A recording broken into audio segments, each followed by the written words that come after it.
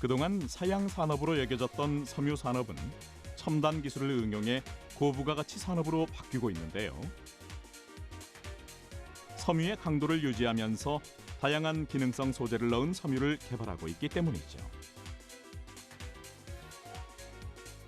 의류의 방수, 방풍, 단순한 기능을 넘어선 기술력들.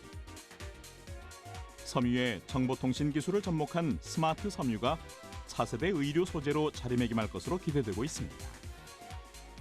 대구과학관에 와서 과학과 자연 그리고 사람에 대한 호기심을 좀 더 키워가는, 호기심을 유발하는 장소로서의 과학관. 새롭고 다양한 과학 정보와 소식을 체계적으로 전달하는 공간.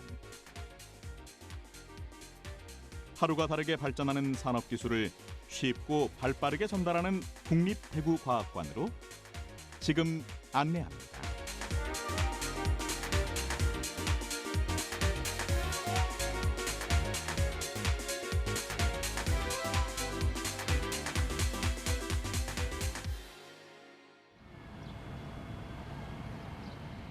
외관에 비상하는 과학의 뜻을 담고 있는 국립대구과학관.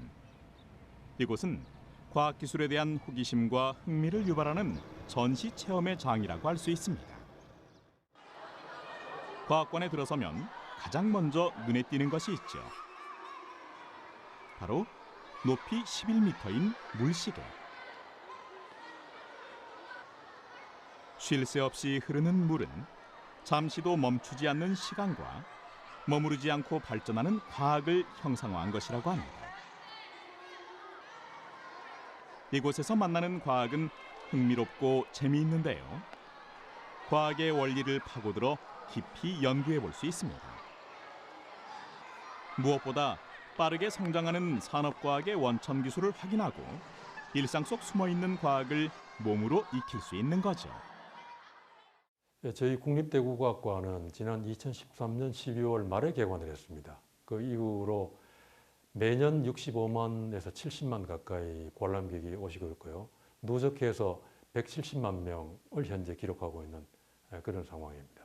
그 설립 목적이 산업기술 전문 과학관입니다. 그래서 그 산업기술 전반에 관한 그런 이해를 높이고 또 그쪽을 알리는 그런 기능을 이제 위주로 해서 설계가 되었다고 볼 수 있습니다.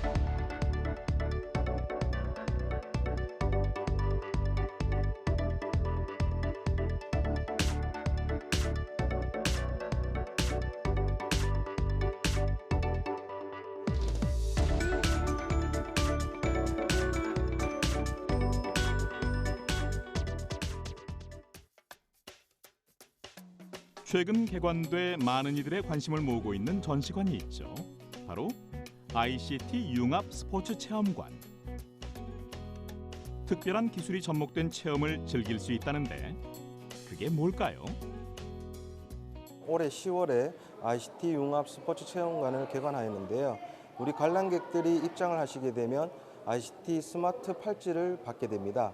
이 기기는 우리 친구들이 어떤 전시물을 얼마만큼 체험했는지도 기록이 되고요. 운동량이 어느 정도 되는지도 기록이 됩니다. 이 기록들은 나중에 퇴관할 때 프린터물로 받아들 볼 수 있어서 우리 친구들의 운동량을 체크하는 데 아주 좋은 역할을 하고 있습니다. 그럼 어떻게 이 팔찌를 이용해 체험자의 상태를 파악할 수 있는 걸까요? 무선 주파수를 이용해 물건이나 사람을 식별할 수 있도록 해주는 무선 인식 기술 덕분에 가능해진 겁니다.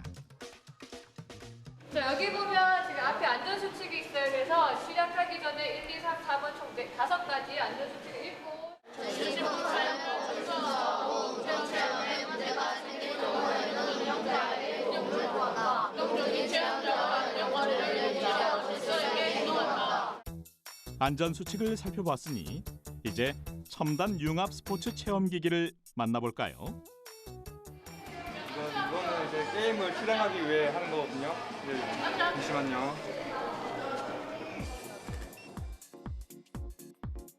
모드와 난이도를 선택한 후 운동을 시작할 수 있는데요.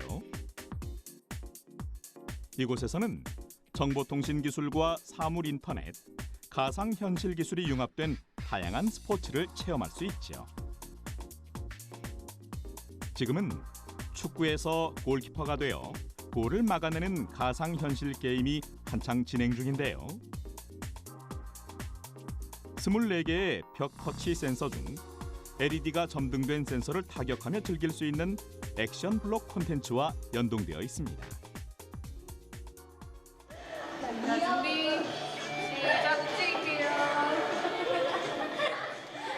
조율이 안 움직여.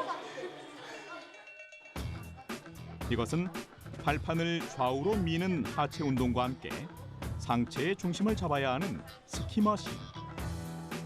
장애물을 피해 포인트를 획득하는 로드러너라는 콘텐츠와 연동돼 재미있게 운동을 하며 유연성과 순발력을 향상할 수 있는 거죠. 기기 자체에 줄을 당겨 팔과 등의 근육 운동을 즐길 수 있는 것도 있는데요. 바로 로윙 머신. 로드 배틀, 스피드보트 게임과 연동되어 운동 횟수와 강도에 따라 승부가 갈린다고 하네요. 이겼다. 그럼 스마트 짐 보드에는 어떤 정보통신 기술이 숨겨져 있는 걸까요? 바로 압력 센서가 적용되어 있습니다. 보드에 10개의 압력 센서를 밟아야 하는 체험물로 센서는 개별 기능이 있어 달리기와 점프, 상대방을 공격할 수 있는 거죠. 무엇보다 체험 후 운동 현황을 모니터링할 수 있는 시스템을 운영하고 있는데요. 그래서 저기 우리 유연성 높다. 체험한 스포츠의 현황뿐만 아니라 랭킹과 총 운동량이 자동으로 나타나게 됩니다. 이곳에서는 인간과 자연과의 관계를 이해하고 자연과 세상을 과학적으로 탐구하는 방법을 배울 수 있는데요.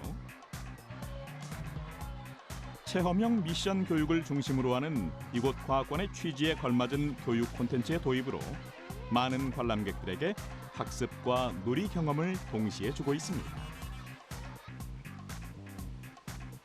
특별히 과학관 내 주요 전시물과 상호작용하기 위해 관람객들은 스마트워치를 착용하는데요. 그럼 스마트워치는 어떤 역할을 하는 걸까요? 관람객들이 이 시계를 차고 전시품을 돌아다닐 때 전시품 주변에서 시계가 울리게 됩니다. 그 울림과 동시에 그 전시품에 관련된 퀴즈가 제공이 됩니다. 그러면 그 퀴즈를 풀기 위해서 관람객은 전시 패널을 읽게 되어 있습니다. 따라서 자연스럽게 그 전시 패널을 읽으면서 과학적 원리를 이해하고 문제를 풀 수 있게 되어 있습니다. 이렇게 전시물에 설치된 비콘과 통신하여 해당 전시물에 대한 퀴즈를 풀 수 있는데요. 게다가 팀별 플레이로 진행되어 협동심을 기를 수 있도록 기획된 거라고 합니다. 이곳에서 가장 인기 있는 전시물이 있죠. 바로 공중 외발 자전거. 어떻게 중심을 잡는 걸까요? 여기는 무게중심 자전거라고 해서 무게중심이 아래쪽에 있으면 안전하다는 것을 알려주는 전시품이에요. 이 자전거 밑에 보시면 저기 초록색깔 추 보이시죠? 저게 약 70kg가 되는데 70kg가 넘지 않는 친구들이 타게 되면 안전하게 탈 수가 있어요. 자, 친구들 한번 타볼까요? 이때 자세를 바르게 해야 앞으로 잘 나간다고 하네요. 자, 페달에 발 올리고요. 자, 출발할게요. 친구 세게 밟으세요. 외발 자전거로 아슬아슬 공중 레일을 돌고 나면 왜 넘어지지 않을까 하는 호기심이 샘솟기 마련이죠. 그 답은 바로 무게중심. 커다란 추가 달린 공중 자전거를 통해 무게중심의 의미를 몸소 체험할 수 있습니다. 이 체험으로 알 수 있는 게 또 있죠. 비행기가 중심을 잃지 않고 날 수 있는 비결을 설명할 수 있는데요. 비행기는 이륙하기 전에 승객, 화물, 비행기의 무게를 고려하여 비행기 전체의 무게 중심을 구합니다. 그 이유는 비행기가 균형을 잡고 잘 날기 위해서는 무게 중심을 맞추는 것이 중요하기 때문인데요. 일반적으로 비행기를 만들 때 무게중심은 날개의 양력이 발생하는 지점과 일치해야 하며 이 지점을 중심으로 승객이나 화물의 무게가 한쪽으로 치우치지 않게 배치하는 거죠. 지구 표면의 평균 온도가 상승하는 지구온난화로 빙하가 빠른 속도로 녹고 있는데요. 오랫동안 눈이 내리고 쌓이고 녹고 얼기를 반복하면서 만들어지는 빙하. 그럼 이 빙하로 무엇을 알 수 있을까요? 빙하를 상징적으로 보여주는 반응형 영상을 비춰 빙하가 생성되고 녹는 모습을 보여줍니다. 체험객이 움직이면 반응하는 영상에서 참여가 많아질수록 빙하가 녹는 영상으로 변하는 거죠.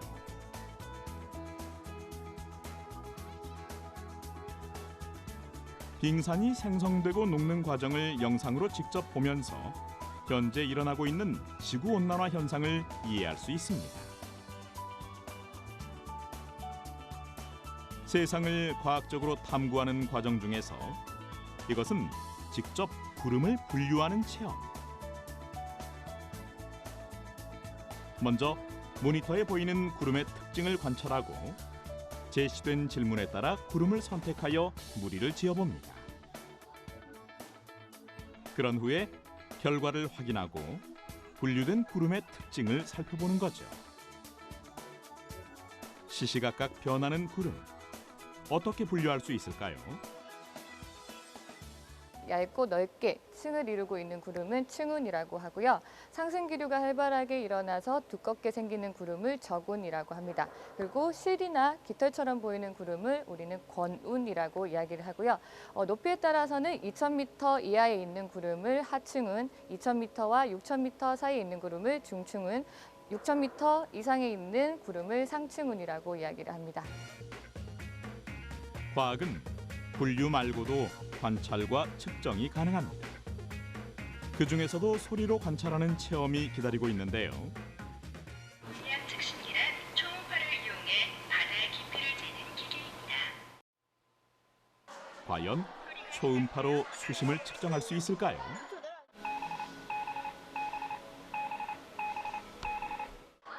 모니터 속에 배가 이동하고 배가 멈추면 음파 발생 버튼을 눌러 소리를 발생시킵니다. 소리가 돌아오는 시간을 판단해 수심을 조명 블록으로 쌓아보는데요. 진행 버튼을 눌러 매 위치마다 수심을 잰 후 모니터에 보여지는 해저 지형의 형태를 확인할 수 있는 거죠. 여러분이 소리로 관찰하여 측정한 해저 지형의 높낮이와 비교해보세요. 그럼 어떻게 바다 깊이를 알아낼 수 있는 걸까요? 배 아래에서 연속적으로 초음파를 바닷속 해저로 보내게 됩니다. 그러면 해저에서는 그 초음파를 다시 반사시키게 되는데요. 그 반사시켜서 되돌아오는 초음파의 속도, 시간을 측정을 해서 바닷속 깊이, 수심의 깊이를 확인할 수 있는 방법입니다. 일반적으로 과학자들이 가설을 정하고 증명하는 과정에서 우선시하는 감각이 바로 시각. 그런데 그 시각이 제한을 받는다면 어떻게 될까요? 안에 깜깜하기 때문에 오른손으로 오른쪽 벽을 짚고 나오시면 돼요. 알겠죠? 관람객의 호기심이 가장 많이 발동하는 곳이 무엇을 느꼈는가라는 감각 체험장. 아무것도 보이지 않는 상황에서 손으로 조심조심 더듬으며 들어가면 물소리가 들리고 시원한 공기가 스치기도 하고 빵 굽는 냄새가 나기도 하는데요. 우리가 눈으로 보는 것 외에 청각과 후각, 촉각 등 감각기관이 얼마나 중요한지 깨닫게 됩니다. 어둠 속에서 길을 찾는 것뿐만이 아니라 상상한 대로 표현할 수 있는 체험도 있죠. 마음속에 그린 이미지를 손자국으로 그려보는데요.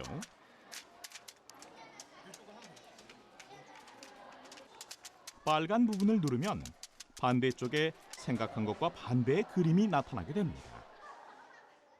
나비가 날아다니는 모습이랑 꽃밭 그린 거예요. 뭔가 그려보니까 흥미가 생기고 촉감도 좋고 뭔가 좀 집중이 되는 것 같아요. 본격적으로 과학기술의 발전과 우리 삶과의 관계, 지역 산업 속 과학 기술을 만나볼까요? 이곳에서는 우리 로봇 기술을 눈으로 직접 확인할 수 있는 건 물론이고요. 휴대전화의 이동통신을 비롯한 다양한 과학 원리를 쉽게 배울 수 있습니다. 이곳은 IT관입니다. 정보를 보내는 과학기술, 정보를 전달하는 과학기술, 정보를 전달받는 과학기술에 대해서 우리 관람객들이 전시물 체험을 통해서 보다 쉽고 재미있게 배울 수 있는 공간입니다. 정보를 보낼 때는 아날로그 신호를 이진법 코드로 바꾸게 되는데요. 그럼 음성이 어떻게 디지털화될 수 있는 거죠? 지금부터 간단한 음성을 녹음해 볼까요? 머릿속으로 단어를 생각한 다음 마이크에 대고 큰 목소리로 발음하면 됩니다. 안녕하세요. 만나서 반갑습니다. 마이크에 소리를 입력하고 화면을 통해 소리의 파형을 확인하는데요. 전기 신호가 이진법 코드로 바뀌며 소리가 디지털로 변환되는 것을 볼 수 있습니다. 휴대폰은 어떻게 정보를 전달할까요? 여기 두 개의 원기둥 사이에 연결된 줄이 있죠. 손잡이를 돌리면 줄이 반대쪽 원기둥에 옮겨지면서 그림이나 글자를 만드는데 이것은 정보가 전달되는 원리를 설명하고 있는 거죠. 이동통신에 대한 많은 수요로 전파 자원은 한계에 이르렀는데요. 한정된 전파를 효율적으로 분배하기 위해 다중 접속 기술이 필요하게 된 겁니다. 우리는 음성, 문자, 이미지 중 하나를 선택해 상대방과 소통을 시도하는데요. 벽면 프로젝트 영상을 통해 모바일 정보가 전달되고 소통하는 체험을 해볼 수 있습니다. 전기, 전파를 사용하는 일반적인 통신 기술과 달리 빛을 매체로 하는 통신 기술을 광통신이라고 합니다. 광통신은 기존의 전기 통신보다 외부 전자파의 영향을 받지 않고 데이터 손실이 적을 뿐만 아니라 많은 양의 정보를 동시에 처리할 수 있습니다. 영상 디스플레이는 화상과 문자 같은 정보를 시각적으로 보여주는 장치를 통칭하는 말인데요. 정보화 사회가 가속화되고 그 수요가 급속히 증가하고 있죠. 그럼 이렇게 IT 기술을 체험해본 소감을 들어봤습니다. 과학에 흥미가 생겨서 과학을 앞으로 더 열심히 해야겠다는 생각이 들었어요. 섬유 속에는 어떤 과학기술이 숨겨져 있는지 살펴볼까요? 섬유를 실로 만드는 과정을 방적이라고 하는데요. 근대 이전에는 물레로 실을 뽑아서 사용했습니다. 18세기 유럽에서는 더욱 많은 실을 생산할 수 있는 방적기가 개발되었는데요.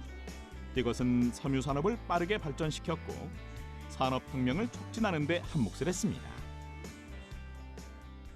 우리가 흔히 알고 있는 섬유는 크게 천연 섬유와 인조 섬유로 나눌 수도 있는데요. 그 밖에도 어떤 재료를 어떻게 가공하느냐에 따라서 다양한 섬유가 나타날 수 있다는 것을 체험 전시 공간을 통해서 확인해보는 곳입니다. 천연 섬유는 인조 섬유와 달리 자연 그대로의 상태에서 약간의 물리적인 가공을 하여 만들어낸 섬유를 말하는데요. 원재료에 따라 면, 마와 같은 식물성 섬유와 견, 양모와 같은 동물성 섬유, 성면과 같은 광물성 섬유로 나뉩니다. 인조 섬유보다 흡습성, 염색성, 촉감이 우수하다고 할 수 있죠. 이렇게 천연 섬유 샘플과 제품의 실물을 관찰하면서 천연 섬유의 원리와 특징을 자세히 알아볼 수 있습니다. 이곳에서는 방사 시뮬레이션을 통해 폴리에스테르, 인조 섬유가 만들어지는 제작 과정을 볼 수 있는데요. 섬유 패션 도시 대구의 명성에 어울리도록 섬유에 대한 많은 정보들을 소개하고 있는 거죠. 이제부터는 첨단 과학을 이용한 미래 섬유를 만나볼까요? 그중 총알을 막는 섬유는 바로 강철보다 강한 아라미드 섬유. 내열성과 내구성이 뛰어나 주로 방탄복, 방화복에 쓰입니다. 소재의 종류와 두께에 따라서 부력이 달라지는 법. 최첨단 소재의 전신을 감싼 이 새로운 수영복으로 인해 2008년 한 해에만 무려 108개의 세계 신기록이 쏟아졌는데요.